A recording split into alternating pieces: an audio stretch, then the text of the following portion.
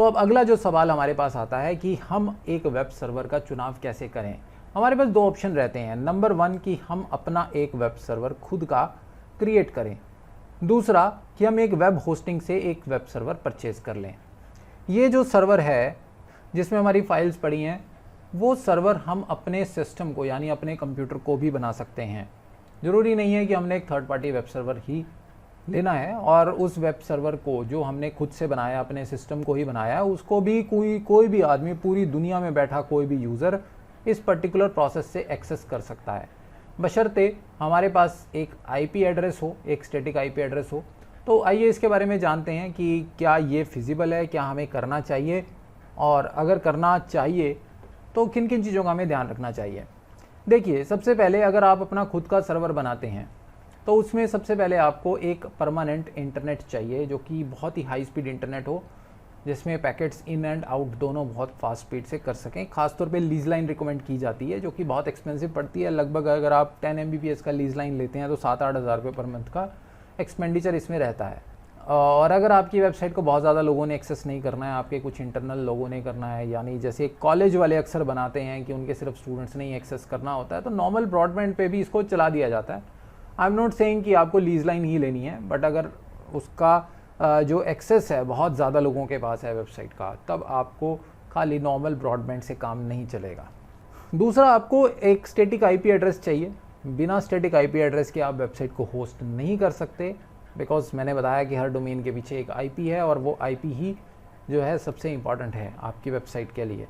तो आप अपने सिस्टम को एक स्टैटिक आईपी एड्रेस से लिंक करेंगे, वो बहुत इंपॉर्टेंट है।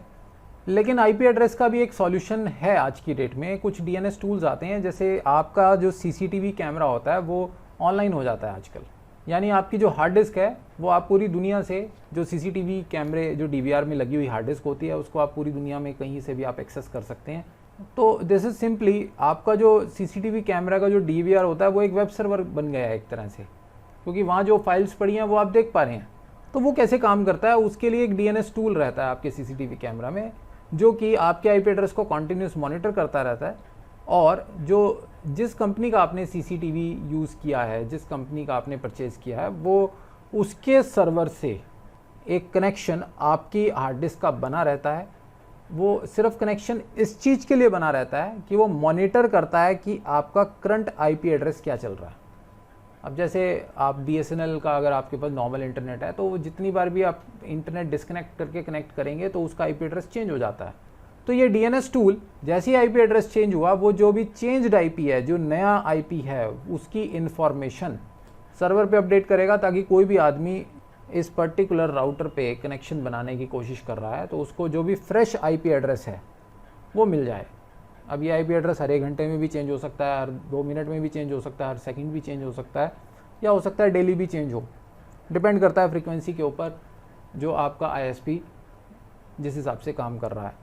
तो आईपी एड्रेस 2 प्रकार के होते हैं। एक स्टैटिक आईपी एड्रेस जो कि कभी भी चेंज नहीं होता, फिक्स रहता है ज़िंदगी भर। दूसरा होता है डायनामिक आईपी एड्रेस। वो डायनामिक आईपी एड्रेस हर नए कनेक्शन पर चेंज हो जाता है। Dynamic IP address free of cost available होता है, यानी आप जो नॉर्मल नेट चला रहे हैं उसका एक आईपी तो है ही है, लेकिन वो हर रीकनेक्शन पे वो आईपी एड्रेस चेंज हो रहा है। उसके बाद आपको एक डेडिकेटेड पीसी चाहिए, और बहुत ही हाई स्पीड पीसी चाहिए। ऐसा चाहिए कि 10 लोग अगर एक साथ या 100 लोग एक साथ उस वेबसाइट को एक्सेस कर रहे हैं तो वो पीसी स्लो ना पड़ जाए। एक डेडिकेटेड आपको स्टोरेज चाहिए, डाटा बैकअप की फैसिलिटी चाहिए। अगर हार्ड डिस्क क्रैश हो जाती है या सिस्टम आपका क्रैश कर जाता है तो वो बैकअप की एक फैसिलिटी आपको चाहिए। और पावर आपको कॉन्टीन्यूस चाहिए। ऐसा ना हो कि कोई आदमी वेबसाइट खोलना चाह रहा है तो यहाँ पे आपके ऑफिस की या आपके सिस्टम की लाइट गई हुई है।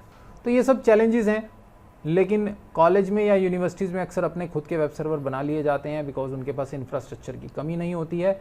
लेकिन एक छोटे इंस्टीट्यूशन के लिए या एक आम आदमी के लिए अपने घर पे वेब सर्वर बनाना बहुत मुश्किल है। हाँ, लेकिन आप एक्सपेरिमेंट ज़रूर कर सकते हैं। अब बात करते हैं कि वेब होस्टिंग, जो ऑनलाइन वेब होस्टिंग है, मैं रिकमेंड करूँगा कि हम इस कोर्स में वेब होस्टिंग का यूज़ करके ही वेबसाइट को रन करेंगे। वेब होस्टिंग इसलिए रिकमेंड करूँगा क्योंकि ये इकोनॉमिक है, बहुत ही फास्ट है, बहुत ही क्विक है, ईजी टू यूज़ है। इसमें किसी तरह की हासिल नहीं है, किसी तरह की कोई दिक्कत नहीं है।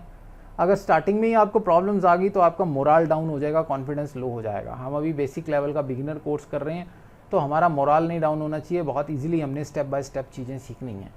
और वेब होस्टिंग की जो कॉस्ट है वो बहुत ही कम है। वेब होस्टिंग लगभग आपकी 2 से 3 हज़ार रुपये साल में एक वेब होस्टिंग आपको अवेलेबल हो जाती है, तो ज़्यादा महंगी नहीं है, जिसकी वजह से ये बहुत ही ज़्यादा रिलायबल सॉल्यूशन है।